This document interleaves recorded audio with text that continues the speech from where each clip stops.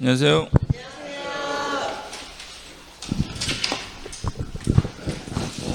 오늘 종강하는 날인데 가능하면 제가 진도를 다 끝낼 텐데 다른 학원도 다 못 끝냈어요. 그러니까 뒤에 총론 세 가지 파트가 약간 독자적인 파트인데 그 불복 쪽하고, 그래서 오늘 너무 타이트해서 제가 급하게 서두르면 다 가능한데 그럼 너무 급해져요. 그래서 좀 천천히 진행을 하다가 시간이 너무 오버될 것 같다 그러면 제가 다음 주에 5월달, 6월달 강의 먼저 진행을 하고, 그럼 1시 정도에 끝나죠. 밥 먹고 하는 게 아니고 바로 이어서 한 1시간 정도면 되니까 뒤에 그 특례 파트 진행을 하고 같이 기출문제 푸는 걸로 괜찮을까요? 그게 나을 것 같아요. 왜냐 안 그러면은 오늘 너무 제가 스피드하게 진행을 해야 돼요. 그러면 진도만 빼는 것밖에 안 되기 때문에 도움이 안 돼요. 그렇게 진행을 할게요. 자, 앞에 보시면 아유, 이제 속이 후련하네. 이제 5번 안 해도 되니까. 별 반응이 없네. 자, 여기까지는 지난주 했어요. 책 126페이지. 왜요? 오늘 오후에 하죠. 근데 왜? 다음 달, 언제 오늘까지만 하고 다음 달 안 한다고. 오늘 왜 안 해요? 오늘 공부를 해야 되는데. 장난해? 자, 갑니다. 지역권하고 지상권 설정되어는 지난주 했던 거예요. 공익사과 관련이 없을 때만 사업이에요. 미등기 부동산 당연히 과세하고 사업자 등록을 하지 않더라도 과세합니다. 공공요금 납부액을 초과해서 받은 금액은 당연히 총수익 금액에 산입을 하고, 금융수익은 이미 과세가 됐잖아요.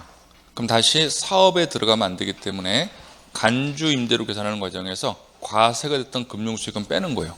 이중과세 방지 목적. 그게 이자 할인 배당이고, 결손금은 주택은 공제하는데 상관은 안 되죠. 그리고 논밭을 임대한다고 모두 비과세되는 게 아니고 무슨 목적에? 작물 생산에 이용해야 비과세가 됩니다. 지금부터 조금 어려울 거예요. 어려울 건데 1, 2월 달에 이미 제가 전체를 한번 진행을 했고 다시 3, 4월 때 지원을 하기 때문에 3, 4월 달에 처음 듣는 분들은 우선은 100% 느낌 가지려고 하시면 안 되고 5, 6월까지 미루시고요. 1, 2월 듣고 지금 듣는 분들은 지금 이번 과정에서 끝내시는 걸 추천드립니다. 자, 가볼게요.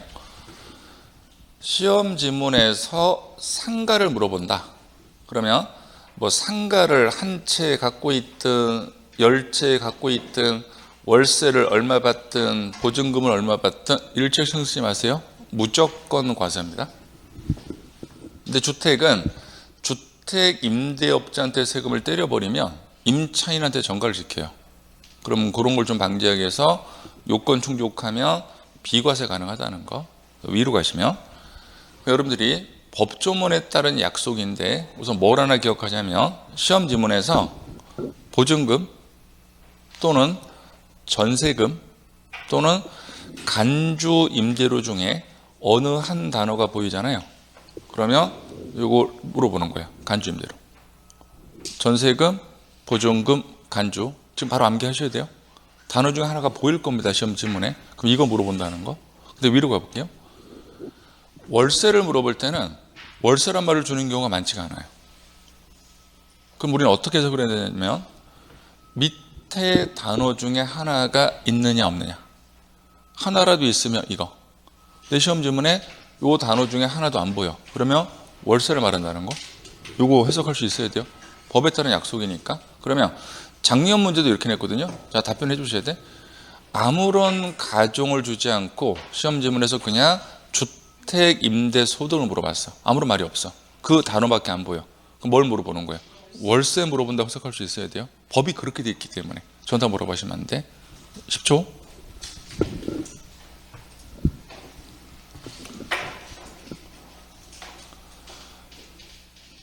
자, 고가주택은 양도소득세도 12억 원 초과, 지금 배우는 임대업도 12억 원 초과인데 판단 기준이 달라요.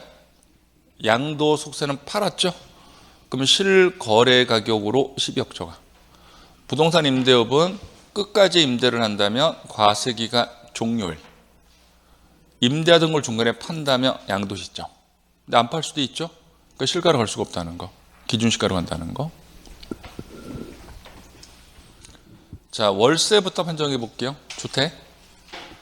동그라미 1번. 등기부상 1주택을 소유한 사람이 요 한 채를 임대해서 월세 받습니다. 그러면 원칙은 비과세입니다. 왜? 그 사람은 다른 집 가서 임차인으로 살아야 되죠. 그럼 플러스 마이너스 제로섬 게임, 과세하지 않는다는 거. 그런데 예외가 있어요. 시험 지문에 고가주택을 주거나 또는 국외에 있다. 그때는 주택수에 관계없이 월세 무조건 과세합니다. 작년 시험 지문이에요. 그러면 동그라미 2번 2주택 이상을 소유하고 있다. 등기부상 이 두 채 중에 쪽방 한 칸만 임대해서 월세 받는다. 수익 발생하죠? 과세합니다. 여기까지가 월세 판단 끝.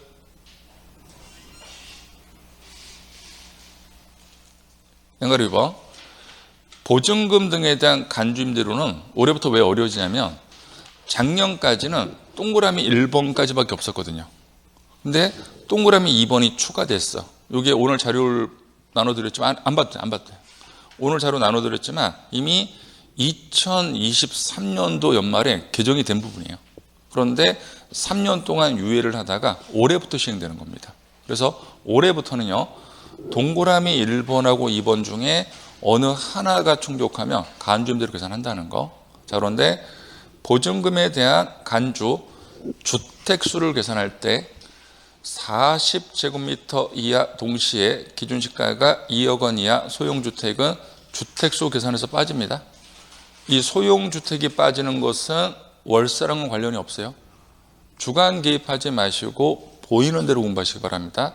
월세 주면 어디에도 이런 말 제가 적어놓은 적이 없어요. 얘들은 보증금에만 영향을 미친다는 거. 자, 첫 번째 등기부상 3주택 이상을 소유하고 있네요. 그 세 채를 계산할 때 이 소형주택은 빠지는 겁니다. 동시에 보증금 등 받은 합계액이 3억 원이 초과해야지 계산합니다. 전에 시험 이렇게 낸 적이 있어요. 3주택 이상을 소유했는데 시험 지문에서 보증금 합계액을 안 줬습니다. 그때는 과세되지 않는다는 거. 동시충족이에요. 33요건 기억하시고. 근데 올해부터는요. 동그라미 2번 2주택자라 하더라도 과세가 될 수 있습니다. 그런데 두 채를 판정할 때 가로 볼게요. 해당 과세 기간의 기준시가가 12억 원 이하 주택은 주택수에 포함하지 않죠. 그러면 소형주택만 빠지는 게 아니고 2주택을 판정할 때는 한마디로 고가주택만 주택수에 들어간다는 의미입니다. 고가주택을 두 채 갖고 있고 보증금 등 받은 돈 합계액이 12억 원 초과 동시 충족한다면 올해부터는 2주택자도 간주임대로 계산한다는 거. 고가주택을 두 채 갖고 있어야 되죠. 12억 원 초과 고2 12 기억하셔야 됩니다. 그래서 시험 문제 푸실 때 3주택이냐 2주택이냐를 판단하신 다음에 판단을 다르게 하셔서 올해부터 여기 좀 어려워졌어요. 말로 이해가 안 가니까 제가 지금부터 케이스를 5개를 보여드릴게요. 맨 마지막 화면만 찍으시면 돼요. 자, 첫 번째 케이스. 갑이 A주택을 딱 한 채 소유하고 있네요. 이 주택 한 채를 보증금을 받고 동시에 월세를 받았어요. 자, 월세부터 가볼게요. 1주택을 소유한 사람이 월세 받은 것은 원칙은 비과세인데 예외가 2개가 있었죠. 고가 주택이었다면 주택수에 관계없이 과세. 기준시가가 20억이네요. 12억 원 초과 고가주택 월세 과세합니다. 그런데 보증금에 대한 간주는요. 최소한 두 채는 돼야 되잖아요. 한 채를 갖고 있다면 보증금 받은 합계액이 1천억대라 하더라도 세금은 계산하지 않습니다. 그럼 이 케이스는 월세만 계산하죠. 자, 두 번째 케이스. 기출문제예요. 을이 주택을 두 채 갖고 있네요. 두 채 중에 한 채는 월세만 받고 한 채는 보증금만 받았네요. 그런데 2주택 소유자가 쪽방 한 칸만 임대해서 월세 받더라도 월세 받은 것은 과세합니다. 과세하는데 보증금은 원래는 3주택이어야 되는데 지금 2주택이죠. 근데 올해부터는 2주택도 과세가 될 수 있죠. 근데 두 채 모두 고가주택이어야 되죠. 고가가 아니네. 그러면 2주택은 과세하지 않는 겁니다. 이 케이스도 월세만 과세하죠. 자, 세 번째 케이스. 주택을 세 채 갖고 있어요. 근데 보증금만 받았네요. 그럼 여기서 3주택을 판정할 때 소형주택은 빠지죠. 근데 어디에도 40제곱미터 2억 원 이하 동시 충족한 소형주택이 없네. 그러면 3주택 맞아요. 동시에 보증금 받은 합계액이 합계액 8억 원이네요. 그럼 3, 4 요건 충족했죠. 다 간주임대로 계산합니다. 여기 실제 시험 케이스 3주택을 갖고 있는데 여기서는 이게 빠져요. 이게 40제곱미터 이하. 그러면 등기부상은 세 채지만 보증금 주택수로 했을 때는 두 채란 말이에요. 그럼 두 채인데 모두 지금 보증금을 받았거든요. 근데 올해부터는 두 채라더라도 무조건 과세 안 한다. 그럼 큰일 나요. 두 채라더라도 그게 고가주택인지 확인해 보셔야 돼요. 근데 고가주택이 아니네. 그러면 계산할 필요가 없다. 이게 우리 시험 답이었어요. 자, 개정되고 하나 반영할게요. 자, 두 채를 갖고 있네. 모두 보증금만 받았죠. 그런데 두 채 모두 고가주택이어야 되죠. 자, 20억. 12억 초과. 그럼 고가주택 두 채 맞고 보증금 받은 합계액이에요. 물건별이 아니고 합계액. 그러면 16억 원이네. 그러면 고2의 12억권 충족했죠. 양쪽 다 간주임대로 계산한다는 거. 이 케이스가 쉽진 않은 케이스인데 제가 말씀드렸죠. 이 정도 수준을 하고 들어가셔야지 10개를 맞을까 말까 돼요. 그래서 늘 말씀드리지만 중하만 공부하시면 수렴이 안 돼요. 중간 가격으로. 그분들은 두세 개도 못 맞아. 최근 시험 출제 경향은. 상중하가 모두 돼야지 중간 가격이 수렴을 해요. 중간이 정확히 8개잖아. 근데 그 이상을 맞을 수 있다고 10개까지는. 근데 이게 조금 어렵다고 나는 안 할 거야. 세법 싫어. 그러면 안 해도 돼. 그 대신 등기법을 다 맞추세요. 그러면 돼. 그러니까 여러분들 지적법을 한 10개 맞고 등기법을 10개 맞을 수 있으면 세법 아예 강의 안 나와도 돼요. 세법 찍어도 돼. 근데 나는 등기법이 좀 힘들어. 그럼 세법 어차피 해야 되거든. 하셔야 돼요. 방법 없어. 그래서 세법은 공부를 조금 하시면은 좀 이렇게 받아들일 수 있는데 안 하면 대책 안 쓰는 과목이 6과목 중에서 제일 숫자가 섞이기 때문에 아예 못 맞춰요. 요거 1, 2월 달이면 사진 찍었는데 어차피 핸드폰 안 봤을 거야. 필요하시면 다시 찍으세요. 다만 느낌 안 오시면 그냥 스킵하세요. 오는 범위까지만.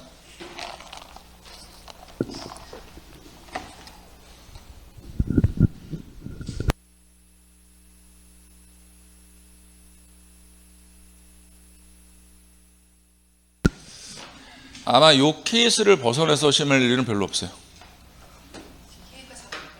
어디를? 네 번째 케이스? 3주택이죠. 근데 여기 몇 제곱미터예요? 얼마? 그러면 아까 지문에서 한참 앞에 가야 되네? 이거 봐봐요. 보증금 주택수를 계산할 때는 조건이 하나 붙잖아. 40제곱미터 이하, 동시에 기준시가 2억 원 이하, 소형주택은 주택수에 포함한다, 제외한다. 이건 알고 계시죠? 그러면 보세요. 자, 몇 제곱미터예요? 얼마? 동시 충족했죠. 소형이라는 거 동의하시죠? 그럼 보증금 주택수를 계산할 때 등기부상은 몇 채야? 세 채지만 얘가 빠진다고. 그럼 몇 채가 돼요? 두 채. 그럼 두 채가 과세가 되려면 양쪽 다 고가주택이어야 되잖아. 고가예요, 아니에요? 아니지. 그럼 이거 볼 필요가 없잖아. 이해 갔어요? 질문 잘했어요. 나머지 다 이해 갔어요? 앞에 친구는? 이해 안 갔어요? 하지 마. 등기법 열심히 해야 돼. 방법 없어. 세법이 안 되면 등기법은 무조건 올인하셔야 돼. 근데 만약에 등기법도 6개밖에 못 맞고 세법을 손을 놓잖아. 그러면 방법은 중개사법이 만점 나와야 돼요. 근데 최근에 그게 안 돼. 어차피 중개사법 플러스 된 것은 어차피 공법에서 마이너스 시킬 거야. 결과적으로는. 그래서 공시세법이 자체 밥벌이가 돼야지 합격을 해요. 그러니까 공시세법이 자체 밥벌이는 60점이 나와야 돼. 무조건. 공시세법 합쳐서 60점이 나와야지 그분이 2차 합격해. 아마 작년에 시험 보신 분들은 제가 맞는지 물어보시면 돼. 공시세표 6점이 안 나오잖아. 2차는 평균점이 1, 2점 부족해요. 100분 중에 90명 이상은. 이건 통계치로 나와요. 그래서 합격하고 싶으시면 하셔야 돼. 그냥 뭐 학원 나와서 앉아있기만 하고 뭐 시간 때운다? 에이, 그런 시험 안 해요. 어떤 국가고시가 그런 시험이 어디 있어. 좀 해야지. 하셔야 돼. 해요. 인상 쓰지 말고. 반장이면 다요? 자, 여기까지. 아까 걔네 앞으로 갔네. 여기 보면 있습니다. 그 다음에 이제 여기 마지막이에요. 보세요. 소유 주택수를 계산할 때 다가구 주택은 원칙은 한 개로 계산하는데 구분 등기되어 있네. 그럼 각각 하나로 계산합니다.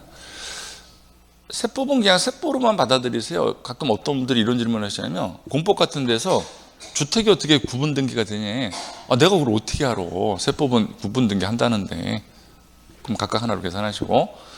자, 두 번째가 중요한데 지분을 가지고 있는 공동소유주택은요. 원칙은 지분이 가장 큰 사람한테 포함시켜요. 그러면 이 케이스 잠깐 볼게요. 저는 이미 봤던 케이스인데 양도소득세에서는 공동소유자 각자 주택수에 포함을 시켰거든요. 이미 배웠어요. 그때 제가 케이스 보여드린 게 갑도 본인 거 하나, 을도 본인 거 하나, 지분을 갖고 있는 게 별도로 있네. 근데 양도소득세는 각각 다 들어간다고. 그래서 둘 다 2주택이 돼요. 그런데 지금 배우는 임대업에서는 원칙이 지분이 큰 자한테 들어가요. 그럼 갑은 임대업에서 소유주택 수가 2개가 되지만 을은 한 채가 된다는 거. 이게 원칙인데 이렇게만 운영하다가 4년 전에 예외를 신설했어요. 동그라미 2번. 2번을 보시면 지분이 가장 큰 사람이 아니어도 기억하고 니은은 또는이에요. 영향 미치는 거 아닙니다. 각각 기억 또는 니은 중에 어느 하나만 충족하면 주택수에 포함이 돼요. 기억, 수익 금액이 600만 원 이상. 예를 들어서 여기서 임대 수익이 전체 2천만 원 나왔습니다. 그럼 을은 40%죠. 그럼 본인 수익 금액은 800만 원. 600만 원 이상이네. 그러면 얘도 주택수에 포함이 돼. 그러면 을도 2주택. 또는 기준시가가 12억 원을 초과, 고가주택의 지분 비율이 30% 초과. 기억하고 니은이 섞여버리면 대책 안 쓰는 거야. 그건 개인 공부 방법이니까. 별개 문제라고요. 그럼 여기서는 니은은 수익 금액 같은 거 보는 거 아니에요. 고가주택의 지분 비율만 30%가 초과되면 주택수 포함이 됩니다. 일단 수익 금액 보는 거 아니니까. 그럼 만약에 이게 고가주택이야. 얘가 30% 초과되네. 주택수에 포함. 요거 꼭 대비해야 합니다. 두 번째. 세 번째. 세법은 실질과세죠. A는 등기부상은 갑고예요. B는 을거. 그런데 을이 A주택을 임차를 했어. 본인이 사용하는 게 아니고 이걸 병에게 전대했네. 그러면 요 A주택을요. 세법 계산할 때는요. 을 주택수에도 포함을 시켜요. 이거는 민법적 마인드를 미치는 부분이에요. 세법은 계속 제가 강조했던 게 서류가 중요한 게 아니고 사실관계가 중요하다. 그러면 임대업에서는요. A주택이 등기부사항은 갑것이라 하더라도 얘가 임차에서 전대 들어가는 순간부터 얘한테 임차 수익이 발생한단 말이에요. 그럼 포함시킨다고요. 그래서 키워드는 전대 전전세예요. 이게 나와야 돼요. 여기서 끝나면은 주택수에 포함시키지 않습니다. 임차 받은 것을 다른 사람한테 전대를 해야지 이것을 임차인 주택수에 포함시킨다는 거. 이게 세 번째. 네 번째, 남편 주택수랑 아내 주택수를 합쳐요. 왜 합치냐면 처음부터 남편이 두 채를 갖고 있어서 B주택까지.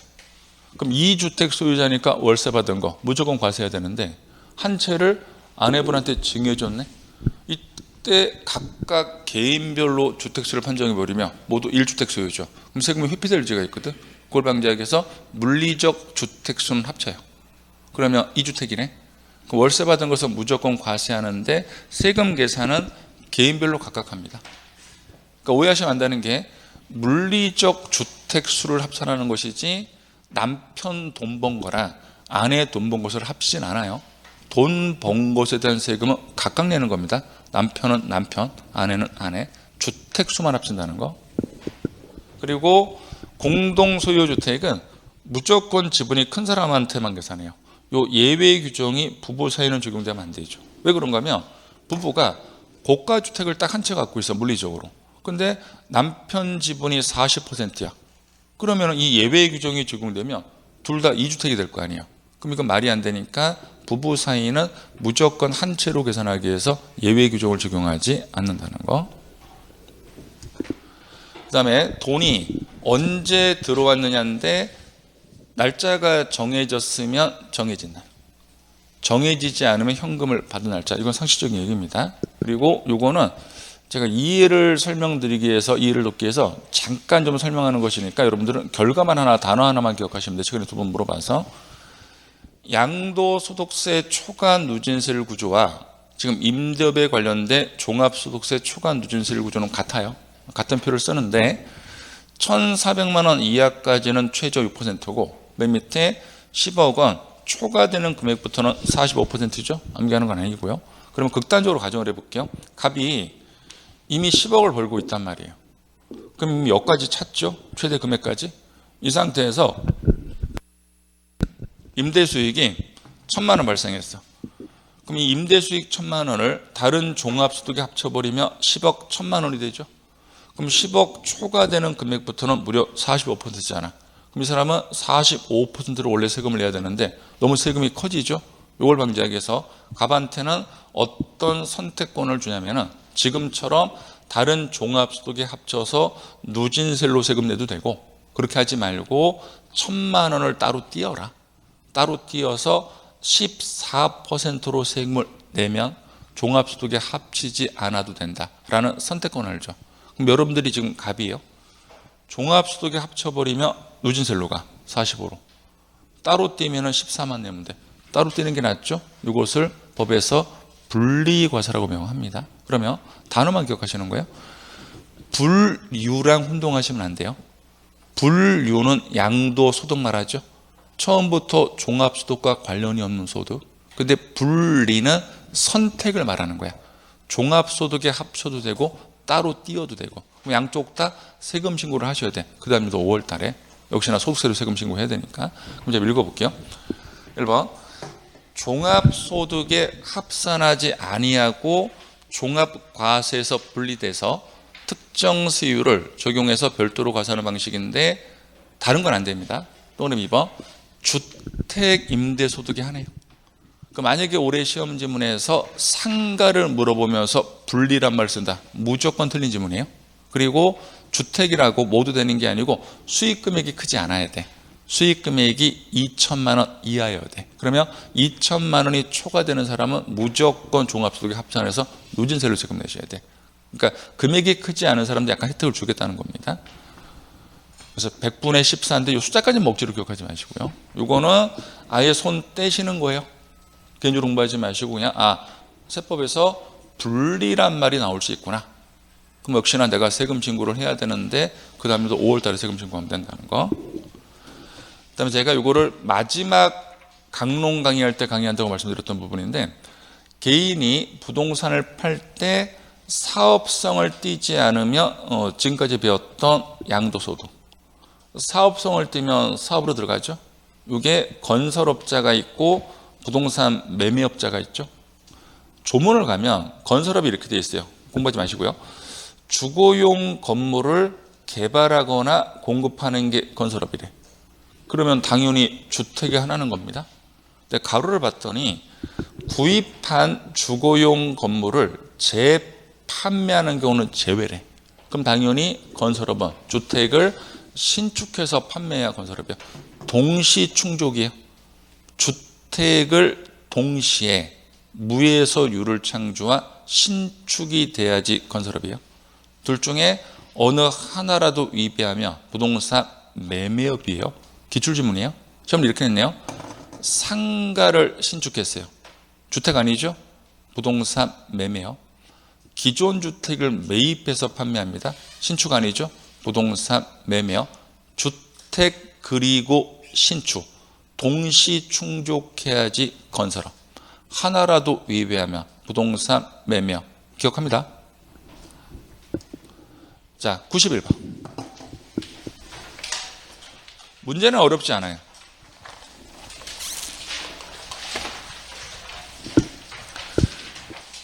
자, 91번. 동그라미 1번이 시험 답이거든요. 자, 보세요.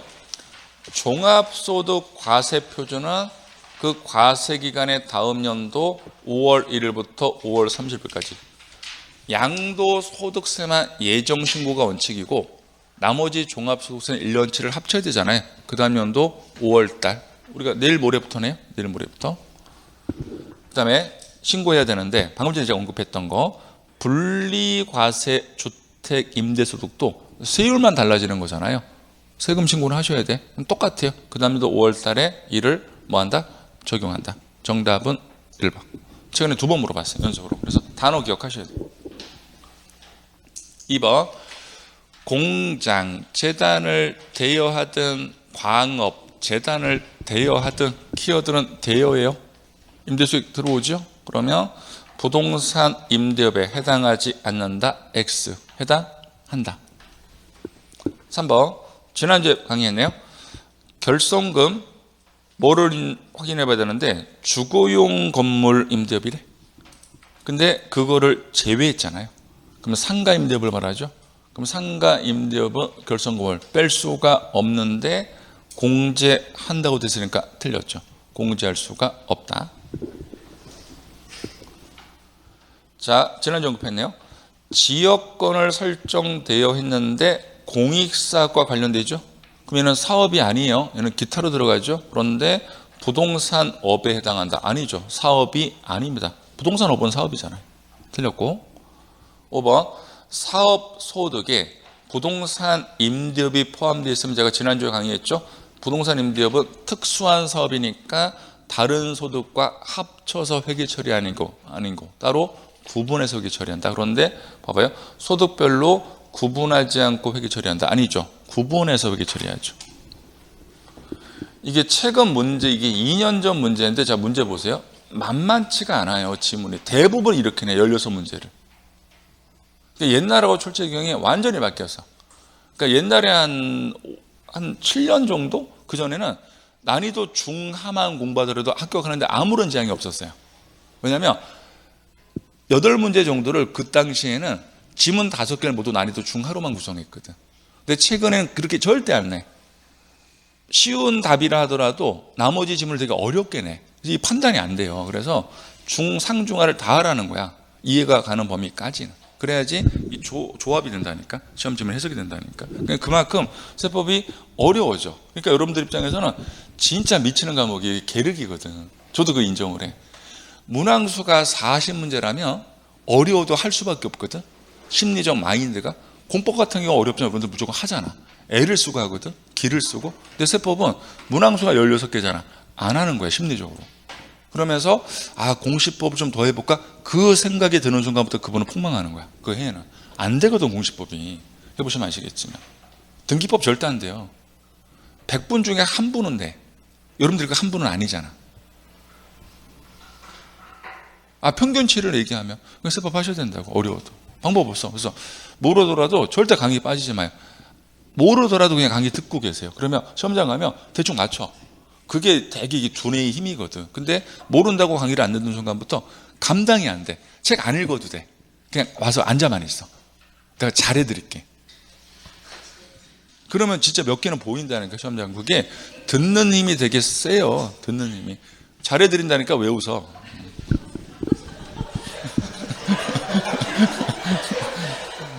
자, 92번. 작년 문제. 92번. 작년 문제. 제가 푸는 요령 말씀드릴게요. 잠깐 앞에 볼게요. 작년 문제인데 역시나 만만치가 않아요. 자, 갈게요. 부동산 임대 오른 것인데, 자, 봐봐요. 기억은 저는 강의를 한 적이 없어. 이거 특수한 경우거든. 그러면 실제 시험장에서 제가 강의 안 한 지문이 나올 거예요. 그러면 절대 읽지 마. 어차피 OX 판정 불가능하잖아. 그러면 1번은 기억은 그냥 세모 표시하시는 거야. 옳은 지문일 수도 있고 틀린 지문일 수도 있는 거야. 절대 읽지 마세요. 이거는 모든 법 마찬가지예요. 그럼 건너뛸게요. 자, 니은을 먼저 가볼게. 니은을 먼저 가볼게요. 니은을 봤더니 자 보세요. 주택 임대소득이에요. 근데 니은 지문 어디에도 보증금 또는 전세금 또는 간주 단어 중에 하나도 없거든. 그럼 아까 제가 강조했죠. 그러면 월세란 말이 없다 하더라도 이것은 월세를 물어보는 법률 지문이라는 거, 여기까지는 판단하셔야 되고요. 월세인데 주택 한 개만을 소유하고 있어요. 그럼 아까 맨 처음에 배운 거 1주택 소유자 월세 받은 것은 원칙은 비과세인데 예외가 2개 있었잖아. 그 주택이 고가이거나 국외는 무조건 과세. 근데 국외네? 그러면은 월세를 무조건 과세해야 돼요. 무조건이야. 그러면 니은은 과세를 해야 되는데 비과세 소득이다. 틀린 지문이네. 이거는 기초 상식이거든. 그래서 옳은 것을 찾는 것인데 니은은 분명히 틀렸단 말이에요. 이미 전에 한 10번 물어봤던 지문이고, 그럼 보기에서 니은이 들어가면 안 된단 말이에요. 얘는 판단했으니까. 그럼 보세요. 1번, 3번, 5번 니은 들어갔잖아. 그럼 절대 1, 3, 5 중에 찍으면 안 됐다고. 작년에 찍더라도 2번하고 4번 중에 찍었어야지. 근데 문제는 니은을 모르네. 실력이 안 된 거고 작년에 이미. 그러면 보세요. 2번하고 4번이 답인데 재밌는 게 발견되잖아. 양쪽 다 기억이 들어갔잖아요. 그럼 얘는 옳은 지문이라는 거지. 우리가 판단할 필요가 없는 문제였잖아. 앞으로도 공부할 필요 없어요. 이건 특수한 경우니까. 그럼 기억은 옳은 지문일 거예요. 그래서 뭐 가능해요. 뭐 나중에 한번 읽어보시고. 그 다음에 봐봐요. 그럼 2번하고 4번 중에 차이가 발생하는 게 지금 디귿이 들어가느냐 안 들어가느냐냐. 디귿이. 리을은 양쪽 다 들어갔고. 그럼 디귿까지만 보면 되네. 광업재단을 대여 했잖아. 광업재단이 중요한 게 아니고 대여. 그러면 부동산 임대업에 해당하지 않는다가 아니고 해당한다. 그러면 디귿 틀렸죠. 그럼 디귿이 들어가면 안 되잖아.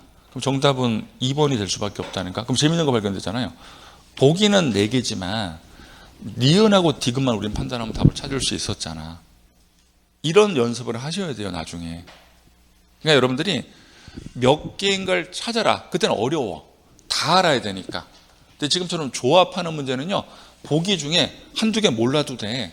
그럼 당황하지 말고 아는 것만 정확히 해갖고 가지를 쳐서 나가요. 그러면 2-3개로 압축이 돼. 그 확률이 올라가잖아. 그런 분들은 점수가 나오는 거거든. 이렇게. 정답은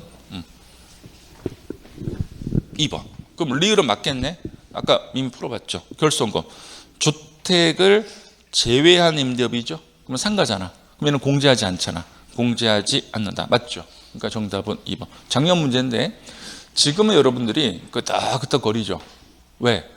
제가 이론 설명 다 하고 안다는 전자에 해설을 했잖아. 그러니까 별거 없네? 아니에요. 작년에 이 문제 맞춘 사람 거의 없어요. 난이도 상위 문제. 우선 기억이 한 번도 시험에서 안 나왔던 문제를 냈고 디귿도 출제가 별로 안 됐었거든요. 광업재단을. 그런데 니은하고 리을은 이미 여러 번 냈던 문제죠. 그럼 니은하고 리을만 제대로 판정하더라도 여러분들은 답을 조합할 수 있었단 말이에요. 그러니까 결국은 실력이에요. 작년에 이거 맞춘 사람 손 들어봐요. 작년에 혹시 시험 보신 분들 중에. 작년에 이거 맞춘 사람 중에 세법이 10개 이하로 떨어진 사람은 없어요. 이거 맞췄으면 10개 이상은 나오지. 올해 다 처음이죠, 일산은. 내가 눈빛 딱 보면 알거든요. 올해 7년째잖아. 아니 그렇다고 해야 돼. 눈치가 없어. 7년째죠. 힘내요. 화이팅.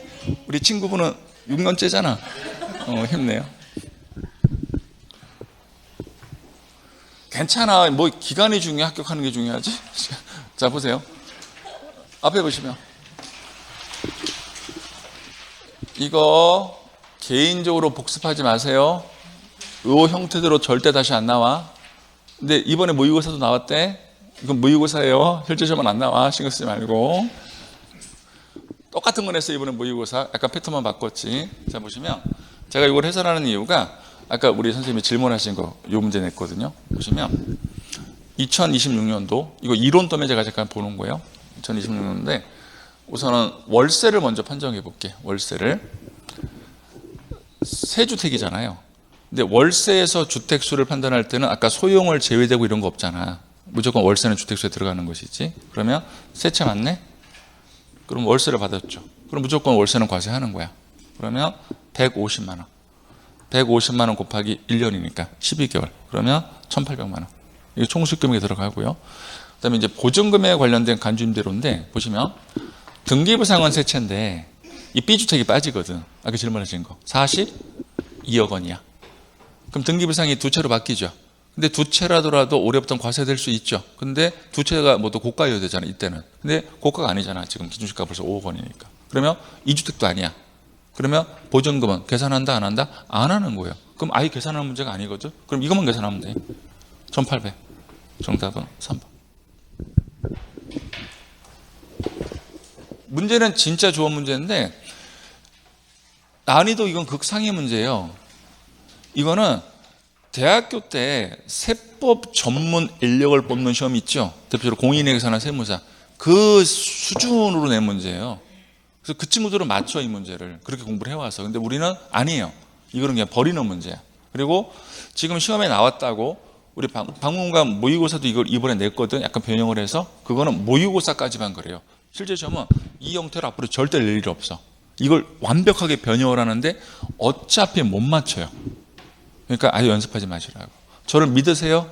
그러니까 계산 문제 연습하실 시간에 앞에 아까 조문 있죠? 그런 거는 좀 공부하시라고. 그럼에도 불구하고 계산 문제 연습하는 사람들 진짜 많이 봐요. 저는 세법. 학계론이나 계산 문제 연습을 하든지. 세법은 한 문제인데. 자, 96번. 이런 거나 맞추시면 돼. 이런 거나. 96번. 자, 봐봐요. 왜 이거를 맞췄어야 되냐면 니은을 작년에 니은을 왜 맞췄어야 되냐면 제가 바로 문제 보여드릴게. 봐봐요. 이거 2000년도에 냈잖아. 2000년도. 요 1번 지문하고요. 요 1번 지문하고요. 2000년도 1번 지문하고요. 작년 니은하고 뭐가 달라? 요 니은 먼저 보실래요? 작년 니은하고 니은 먼저 봐봐요. 이거랑 2020년도에 냈던 1번 읽어봐봐요. 뭐가 달라? 똑같은 걸 했는데. 그러니까 작년에 니은을 판단 못했다는 것은 말이 안 되는 말이라고. 공부 안 한 것이. 니은 가볼게요. 똑같은 걸 했잖아. 주택임대소득. 어디에도 전세금 이런 말이 없죠. 월세야. 그런데 어디 있어? 국에. 그럼 얘들은 주택수에 관계없이 뭐 해야 돼요? 과세해야 되는데 과세하지 아니한다. 그럼 틀렸잖아. 과세하는 것이지. 그 다음에 2번. 똑같은 거 또 냈네요. 지역권을 대여했는데 공익사과 관련돼. 그러면 부동산업이 아니잖아요. 기타로 들어가야지. 그 다음에 자, 납세지는 부동산이 아니고 일반적으로 거주자는 주소지로 가셔야죠. 주소지. 그 다음에 4번. 정답은 4번이죠. 논밭을 작물 생산에 이용한다. 소득세를 과세하지 않는다. 5번. 와, 지겹다. 또 나와. 결손금, 주거용.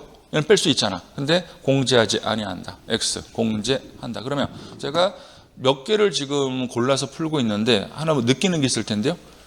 같은 지문이 중복된다는 느낌이 들어요, 안 들어요? 들죠? 그런 것부터 정확히 정리를 하시라고. 밥벌이는 하니까. 밥벌이는 60점을 말해요. 쉽지 않아요, 요새. 자, 여기까지 하고 PPT를 제가 바꿔야 되니까 좀 빨리 쉴까요? 네. 총론 PPT 바꿔야 되니까. 자, 쉬었다 하죠.